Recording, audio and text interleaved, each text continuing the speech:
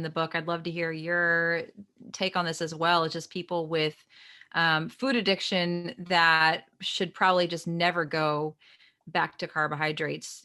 What do you think about that? Just as far as what you just said, do you have any more on that you would like to Yeah, add? I think people, you have to know how you're wired, because Yeah. there really are some people that can have a handful of whatever and close the package. Yeah. I'm not one of them, No, no. but they do exist. And so if you are one of those people, that's fine. And it's sometimes food specific because Hmm. there are, so like, for example, I said that nuts are not included on our phase 1 food list. And the reason for that is not that nuts and seeds aren't keto friendly or that you can't eat them and lose weight and do well, but they are such a common trigger food, such a Hmm. common binge food, Yeah. that it's easier to completely abstain than it is to say, I'll just have 1 ounce. Like if we said on the food list, 1 or 2 ounces are allowed, but you can't have 1 or 2 ounces. You're Yeah. going to have half the bag or the whole bag. Then, there's the abstainers and moderators. And Hmm. for me, I'm an abstainer. It's easier for me to have none than the minute I get that taste. Oh, just forget it. It's over. Yeah. It's game over. And so that's why the nuts and seeds are not allowed. And so for me personally, I can't eat pork rinds anymore Oh no, I because can't pork, either. they're They're zero so good. carb. They're not zero calorie. They're not Yeah. zero impact on my body. Right. And yeah, my pork rinds, my serving is the bag. It doesn't Hmm. matter whether it's a snack size bag or the family size Costco bag. My serving is the whole bag in Yeah. one sitting. And so even like, just because a food is very low in carbs doesn't mean it's going to be okay for you to eat it, not you, but like, if you Yeah. have to know yourself, there's certain foods that I can't have because I have no off switch for them. Yeah, I agree. It's cheese can be like that for me too. I have to be really careful with cheese, and that's one of those things. Like it's such a slippery slope because like pork rinds, it's like an allowed food. Like you can have this if you're keto or low carb, you can have it, but I have a little bit of cheese and then I want like the whole block and then I'm like slicing it up and melting it on everything. And then before you know it, I'm like, why am I not losing weight? Or how did I just put on all this weight? It's because, you're overeating the cheese. I think that's a Yeah, and hard this, one. people need to know that keto and carnivore too, they're Mm-hmm. not magical weight loss diets. You can gain fat on both Mm-hmm. if you're still overeating, or it just, for many people, eating this way does almost magically and miraculously correct appetite and overeating, and it's good to go. Not everybody. And so if somebody watching or listening is still struggling, you are not alone. You Mm. are so not alone. We don't talk about it enough, but many people still experience compulsive overeating or binging, even on keto, even on carnivore. Mm-hmm. So they're just additional strategies to help with the binge eating and the it's so much more common than people realize, It because is. sugar addiction, clearly, like, most people are addicted to sugar whether they Yeah. admit it or not, but even getting rid of sugar and flour and starch, it is still entirely possible to just overeat and to binge on steak and broccoli. Can you do it? Yes, you Yeah. can. Yeah, that's one comment. When I've talked about binge eating on my channel, I always get, the real smart person who wants to tell me about how you can't overeat meat, you can't binge on meat. And I'm like, you don't know the kind of person I am, do you? Yeah. Yeah. You just, Maybe you can't, because I sure can, yeah, I can Yeah. eat a lot of food. It's just food. It's almost like an addiction to just that full feeling or just the eating, the process of it. There's so much about it that, Yeah. it's, I think eating this way is tremendously helpful for someone who struggles with food addiction. But yeah, I really do want to talk to that person who maybe has been keto or carnivore and they're just still overeating. They're still struggling. What advice would you have for that person? I think a couple of different things.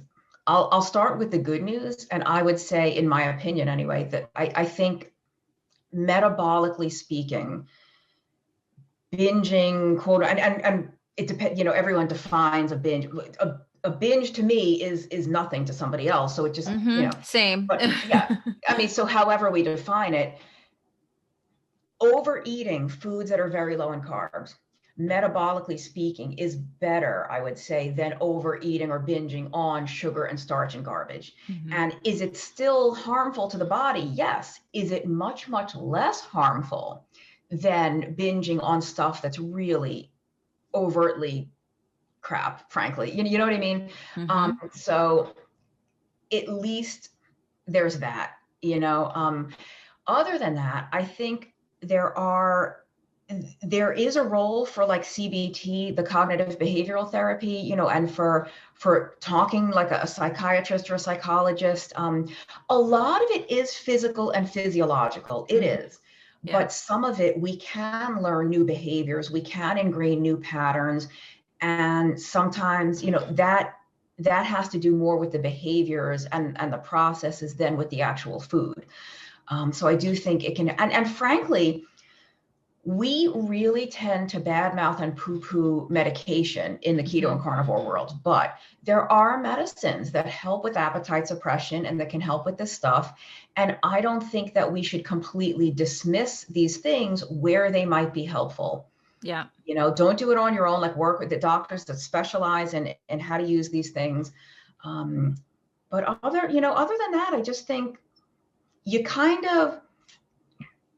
it gets better over time for most people. It does. And maybe over time is 6 months, maybe it's 5 years. I think the behaviors do get better. I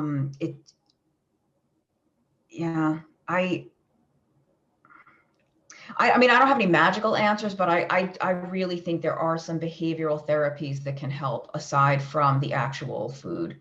And then, as much as we were talking about, fasting is one tool. For some people, being stricter is actually more freeing. Like doing like people that were binging on the keto cakes and the keto cookies and the keto brownies, if they do the carnivore diet, all that stuff is no longer an option. Yep. So I know a lot of people with these binge tendencies do better on a carnivore diet than they do with keto. But you could do keto just fine, but stick to actual food and don't do the erythritol, don't trade a sugar addiction for a monk fruit and erythritol addiction. Yeah, definitely. So there's, sometimes being stricter is actually, you feel like, oh, I'm not going to be able to do it, it's so strict. It's actually easier to be stricter, because sometimes so I went too far down the rabbit hole. Bring it back up to a more general level. A lot of people, again, it's not magical for everybody, but when people don't have the natural appetite suppression of ketosis, or when they still have a lot of the cravings for sugar and starch, I encourage them to be really strict for 3 or 4 days, like eat nothing but bacon and eggs or nothing but steak and eggs, something that is 0 carb, lots of good protein and fat, because there's a good chance that their version of keto was, like we were talking before, these weird newfangled, they're doing the bulletproof coffee, they're having keto cupcakes and this and that, and they're doing maybe 50 grams net carbs. They're not going to experience the benefit of that really, truly metabolic ketosis. So I think some people, when they get stricter, they do experience that. And it's easier to stay strict because you feel so good. Yeah, I agree. And that's why I kind of skipped over keto and went straight to carnivore, because I had read so much about benefits of a ketogenic diet. But I have a serious food addiction issue that I do work on outside of just the diet, yoga and meditation and taking courses on trauma and really trying to go deeper than just the food.